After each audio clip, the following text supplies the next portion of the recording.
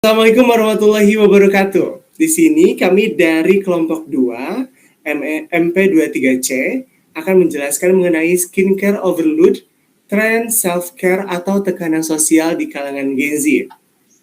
Mata kuliah perilaku konsumen, subjudul eksperimen digital, analisis perilaku konsumen Gen Z terhadap tren skincare. Berikutnya. Di sini ada nama anggota kelompok. Saya sendiri Fajar Maulana. Yang kedua ada Cik Abelia Rahma. Yang ketiga Leti Septiani Dameistin. Yang ketiga, yang terakhir Fania Grahita Levina. Demi mempersingkat waktu, di sini saya akan lanjut menyampaikan mengenai latar belakang. Yang pertama, skincare menjadi bagian dari gaya hidup Gen Z. Seperti yang kita ketahui bahwasanya di zaman sekarang banyak sekali generasi-generasi Gen Z yang peduli tentang skincare atau tentang kesehatan kulit mereka. Yang kedua, muncul tren skincare overload di media sosial. Ini juga menjadi bagian dari dampaknya media sosial terhadap tren overload skincare ini. Yang terakhir, banyak rekomendasi produk memicu konsumsi berlebih. Jadi banyak sekali seperti influencer, selebgram, tiktokers, dan lain sebagainya yang merekomendasikan produk-produk skincare dan banyak sekali yang diikuti oleh kalangan Gen Z. Berikutnya, ada tujuan. Yang pertama, mengetahui pola penggunaan skincare pada Gen Z. Yang kedua, menganalisis pengaruh media sosial terhadap keputusan konsumsi. Jadi, kita menganalisis seberapa berpengaruh media sosial terhadap keputusan pembelian skincare pada Gen Z.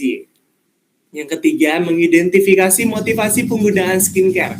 Jadi, kita mengidentifikasi nih, motivasi apa para Gen Z ini untuk menggunakan skincare. Yang terakhir, melihat keseimbangan antara self-care dan tekanan sosial. Jadi, keseimbangan antara self-care atau peduli terhadap kesehatan skin atau lain sebagainya, itu berdampak atau seimbang dengan tekanan sosial gitu ya. Baik, selanjutnya akan disampaikan oleh Leti.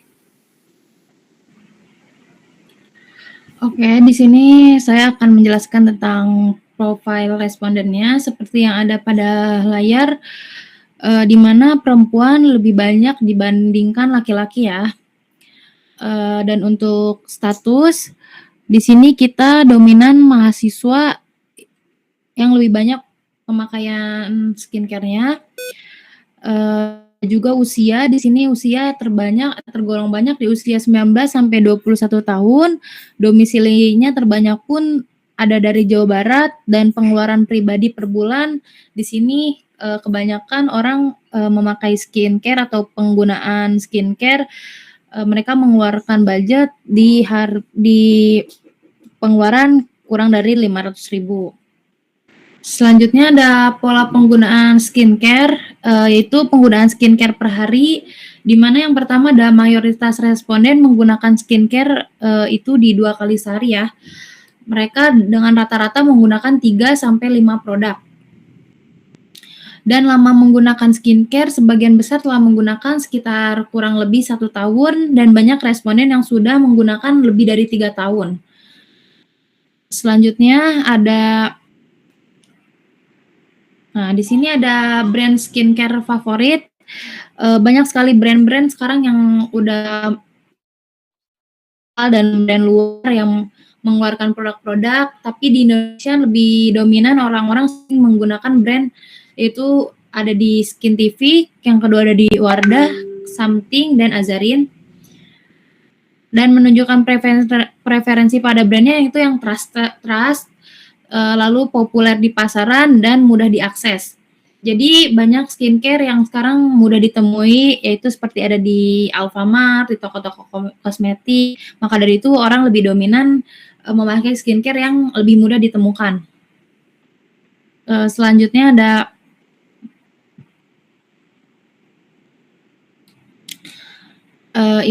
selanjutnya ada skincare overload, tren skincare atau tekanan sosial di kalangan Gen Z, yaitu sekian penjelasan dari saya.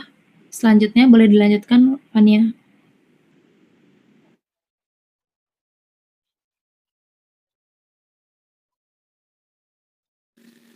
Oke, selanjutnya ada motivasi penggunaan skincare. Jadi motivasi utama dari responden itu kebanyakan yang pertama untuk menjaga kesehatan kulit, lalu yang kedua self-care dan penghargaan diri, lalu yang ketiga meningkatkan rasa percaya diri. Jadi skincare itu bukan hanya estetika tetapi bagian dari well-being fisik dan mental. Lalu selanjutnya yaitu ada pengaruh media sosial. Jadi media sosial juga turut mempengaruhi keputusan konsumsi penggunaan skincare. Nah, responden itu lebih memperhatikan review, testimoni, dan edukasi produk. Jadi tingkat pengaruhnya itu cukup berpengaruh, ada di 72%, sangat berpengaruh di 15%, dan tidak berpengaruh di 13%. Oke, next ada self-care versus tekanan sosial. Di data grafik yang kita dapat, mayoritas responden itu menggunakan skincare sebagai self-care.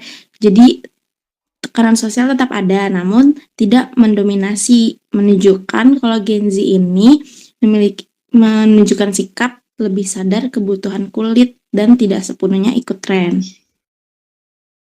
Selanjutnya untuk jumlah produk dalam rutinitas, dari hasil riset kecil kami, dominan itu penggunaan skincare-nya itu 3-5 produk dan tidak banyak yang melakukan 10 step skincare rutin.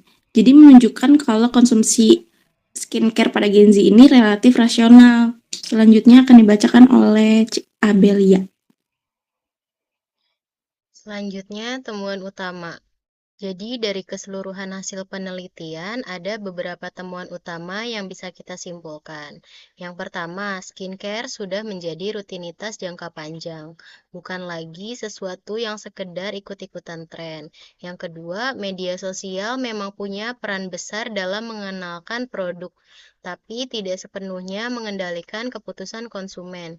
Yang ketiga, motivasi utama Gen Z menggunakan skincare ternyata lebih ke arah kesehatan kulit dan self-care, bukan hanya supaya terlihat cantik atau glowing.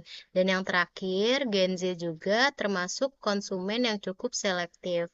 Jadi mereka cenderung memilih produk dengan pertimbangan bukan asal beli. Selanjutnya, kesimpulan.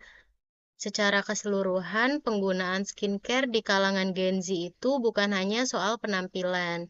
Jadi skincare juga berkaitan dengan yang pertama kesehatan kulit, rasa percaya diri, dan juga well-being atau kenyamanan diri. Jadi media sosial memang berpengaruh, tapi bukan satu-satunya faktor yang memberi tekanan sosial. Banyak Gen Z juga yang tetap bisa menyeleksi mana yang memang cocok untuk dirinya. Selain itu, kita juga melihat adanya keseimbangan antara kesetiaan terhadap produk yang sudah cocok dan keinginan untuk mencoba produk baru. Artinya mereka loyal tapi tetap terbuka terhadap inovasi. Baik, demikian dari presentasi dari kami dari kelompok 2 MP23C.